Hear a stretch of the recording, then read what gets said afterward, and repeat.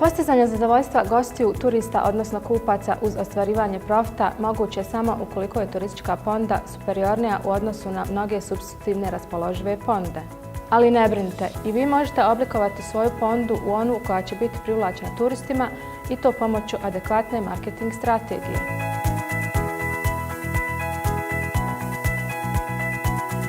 Preći ćemo preko osnovnih faktora koji utiču na formiranje strategije poslovanja kompanije.